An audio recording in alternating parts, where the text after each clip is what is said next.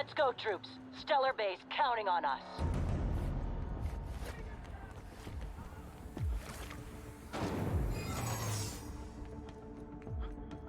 No. You... Okay.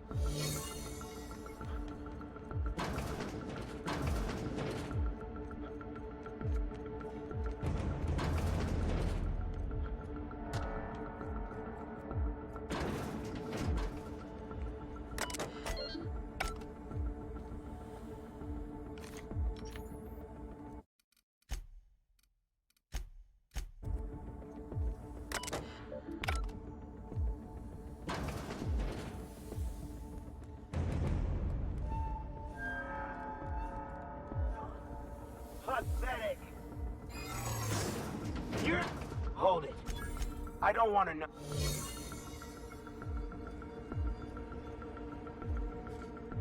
Got a promotion coming.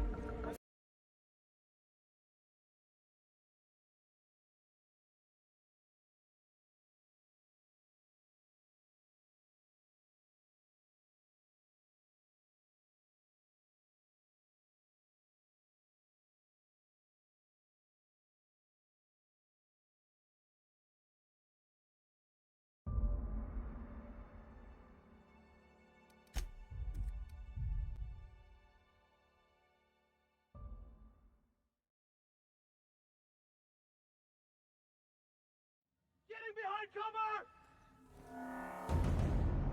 I can take a hint. Good one. Here they come! Get on! Nice one! Someone else will clean this up, right?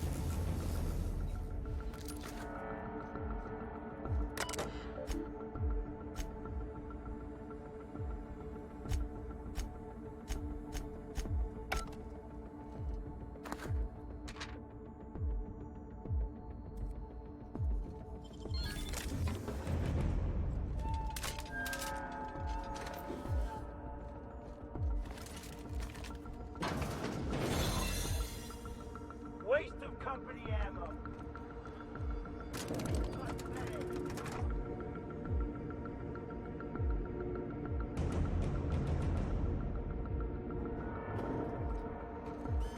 All right, MSI. I'm not one for rousing speeches, but the captain needs our help. So get in there and fight! Really doing this, huh? Hope you're right about this, Captain.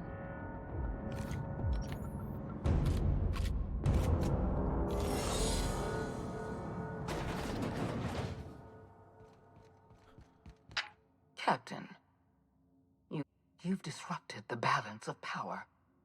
You've upset the natural order of things. You've introduced uncertainty, and there is nothing I despise. Typical. Running your mouth in the middle of a crisis. The force of your personality is well documented. I simply never imagined I should have dealt with you a long time ago. You were always too dangerous to leave unchecked.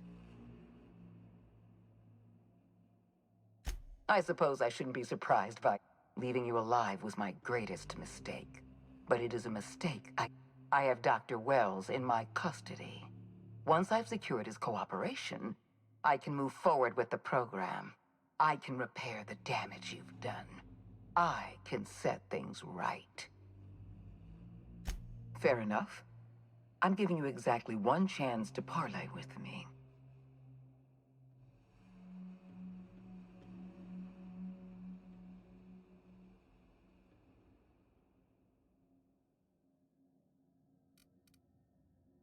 Interesting that you think I'm going to die here. I believe I'm more than capable of taking you on.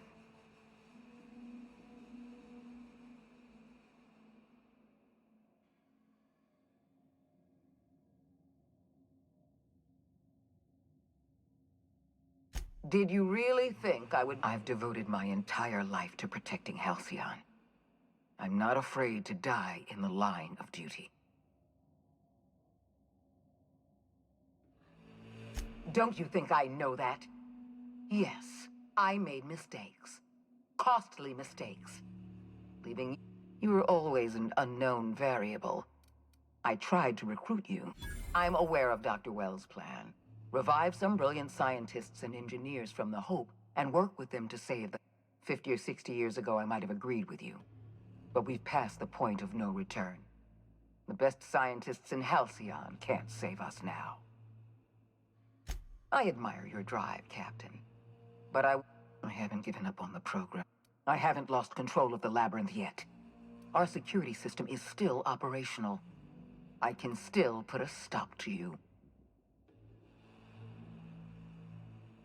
What? You can't be serious.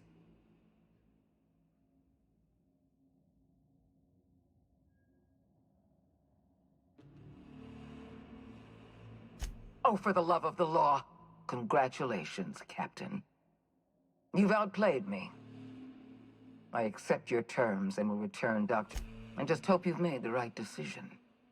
The fate of the colony is in your hands.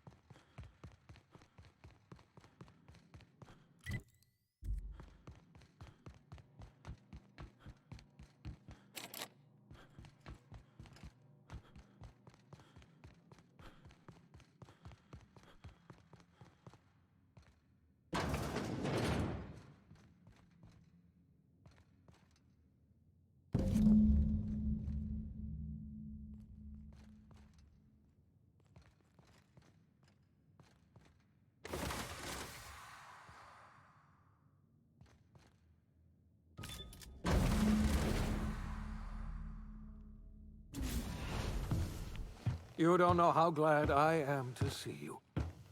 You must have said something to get under Akande's skin. She's gone. And you lunatic, you broke into the board's own fortress just to rescue one doddering old man. You are absolutely out of your mind, and I can't begin to thank you enough. I'm all right, thanks to you. Akande wanted my cooperation. I'm quite sure she would have beaten it out of me if you hadn't arrived. You've broken the board's stranglehold on this colony. You and I are going to have to work harder than ever to save Halcyon. I'm afraid the situation is far worse than any of us ever anticipated. I would like nothing more than to celebrate this. Earth has gone dark. We haven't received a single message in 3 years. There's been no communication. 2 years ago, the Earth's Directorate's frigate disappeared on their way back to Earth. We don't know what they discovered when they arrived, or... They haven't exactly been hands-on around here anyway. So... Earth is humanity's home planet, Miss Fenhill. The psychological effects of losing our original home will be devastating. You mean... we're all alone out here? I'm afraid so, Miss Holcomb. Halcyon is the only home. We're in serious trouble, my friend. Do you know what this means for Halcyon? We can't rely on Earth for support anymore. We've been cut loose. Yes, certainly. I don't know what happened, but something must have gone horribly wrong. I don't know why Earth's gone silent. We have no connection back to Earth, and return is likely impossible. We're completely alone out here. You might have heard of the Earth Directorate's frigate. Half the colony's entire military was on that ship. They were returning. That was 2 years ago. We haven't heard a word from them since. Whatever happened to Earth likely happened to them. I wasn't trying to hide the truth from you, but after all you've done, Yes, I experimented on the Hope's colonists. Each of my experiments ended in catastrophic... You are my first and only success. I didn't tell you about the others because I didn't want to burden you. My failures are my own to bear. Thank you. My apologies. I need to get a hold. If you have any more... We must begin the revival process immediately, starting with the Hope's brightest minds, and then we're going to need a leader. And I can't imagine a better person for the job than you. What do you say, old friend? Will you help us? When I revived you, I thought you were going to... I had our roles reversed, you see. You're the one who's...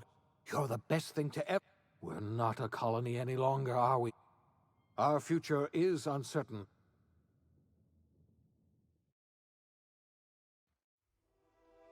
The OSI teaches that everything in the universe happens according to the grand plan. But the stranger that arrived in Halcyon was an unplanned variable. From the moment he landed in Emerald Vale, his actions altered the course of history. The events on Tartarus brought about the end of the board's authority. But the board's mistakes would haunt the colony for decades to come. The damage they left behind would require the work of a generation to repair. Dr. Phineas Wells began reviving a handful of the Hope's colonists: engineers, scientists, technicians, and intellectuals. They were among the brightest minds the Earth had ever sent out into the stars. The Hope scientists and engineers woke up in a colony descending headlong into total collapse. With no way to return to Earth, they had no choice but to band together and devote themselves to the cause of saving Halcyon. The people of Halcyon were nothing if not hardy. In the absence of the board's authority, many of the colony's settlements banded together with a single purpose in mind: survival. Life was especially hard in the years to come. Some towns dissolved by attrition and starvation, but most of them found a way to carry on. In the years to come, Halcyon was forced to reckon with its newfound freedom. The board was gone, and for better or worse, the colony was responsible for its own destiny. Between MSI's worker-centric policies and the iconoclast's manpower, Sanjar and Zora were able to rally many of the Terra 2 townships to their cause. MSI's workforce swelled, and the iconoclasts enjoyed a significant surge in their ranks. The board was too distracted by infighting and internal politics to stop MSI from becoming a powerful corporation and a refuge for townships that might have fallen through the cracks. Consumed by paranoia, Lilia Hagen took sublight salvage in a controversial direction, openly accusing board officials of an extraterrestrial conspiracy. One day, an accident at the Groundbreaker's docking bay silenced her forever. Time would tell if her replacement could keep the sublight family together. The collapse of Edgewater left its workers bereft of any purpose in life. Most of them made their way to Adelaide Medevic's camp, hoping to ingratiate themselves into her favor. Adelaide accepted only a few to her community. The rest were turned away and likely died of starvation. Nevertheless, Adelaide's camp grew into a well-established town. Adelaide McDevitt refused to cooperate with the ongoing effort to save Halcyon from collapse. A sympathetic deserter stole a copy of her research and delivered it to the Hope's scientists. It is unclear how useful Adelaide's research was. An optimistic estimate suggests her work may have bought Halcyon another few years of survival. Adelaide would never know. She died that winter. Under the leadership of Junlei Tennyson, the Groundbreaker held firm against corporate influence. The ship's mechanical stability gave Junlei the time to educate a promising generation of engineers schooled in her family's traditions. The future of the Groundbreaker looks promising. The rediscovery of the Hope and the abandonment of the lifetime employment program forced Byzantium to come to terms with some uncomfortable realities about the state of Halcyon. While Byzantines were reluctant to surrender the luxuries they'd grown accustomed to, the board's diminished authority gave them little choice in the matter. Nearly everyone had to learn to make do with less. Some even had to get jobs. It was a dark time indeed. Your influence shifted Ellie's perspective. She finally admitted, albeit grudgingly, that she just might need other people. Sometimes. With a steady income from the life insurance payouts, she was finally able to afford a ship of her own. She hired a small crew and flew supply missions to communities on the fringe. Some of them were even legal. Life in Halcyon was sobering for Felix Millstone. The grand revolution he dreamed of never came. There was no great awakening for the colony, no celebrations in the streets. There was only the hard, desperate work of trying to repair a broken colony. Felix never had a head for numbers, but if there was labor to be done, he was there to help. Eventually, Felix realized that the work of a revolution was done with two hands. As much as he enjoyed his adventures aboard the Unreliable, the vicar, known as Max, eventually decided that it was time to move on, to live out the life he had sought so long to create. He knew there were many in the colony who carried burdens much worse than the ones he had struggled with, and he devoted himself to easing their suffering wherever he could. He only ever took up arms again to defend the defenseless. Unshackled from a lifetime of striving and fighting the universe and himself, Vicar Maximilian de Soto was finally at peace. Once the matter with the Hope colonists was resolved, Junlei bashfully asked Parvati if she'd like to join her permanently on the Groundbreaker, and Parvati enthusiastically, if somewhat awkwardly, agreed. The stories of her adventures spread across the colony, and Parvati soon found herself the center of attention. Having served as the engineer of a renowned spacecraft, tramp freighters and wildcat miners sought her out by name, and in no time, she was a fixture in the Groundbreaker's mechanical ecosystem. She and Junlei were never far apart. Nyoka returned to Monarch to take another crack at making a permanent life for herself.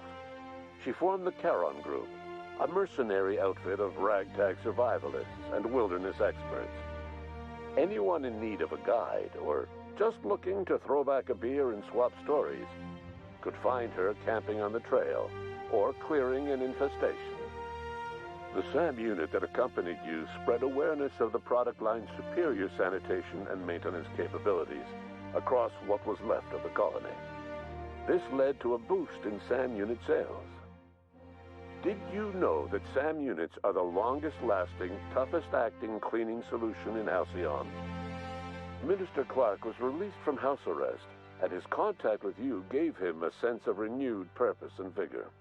Once it became clear that no help would be coming from Earth, he threw his considerable efforts and talents into helping Halcyon manage the crisis before it. It was widely suspected that Sophia Akande was the true power behind Chairman Rockwell. However, after the riots on Tartarus, she was never again seen in the colony. Various theories circulated as to her fate. Some believed she boarded an interstellar ship capable of journeying to a distant colony. Others believe she died trying to escape Tartarus.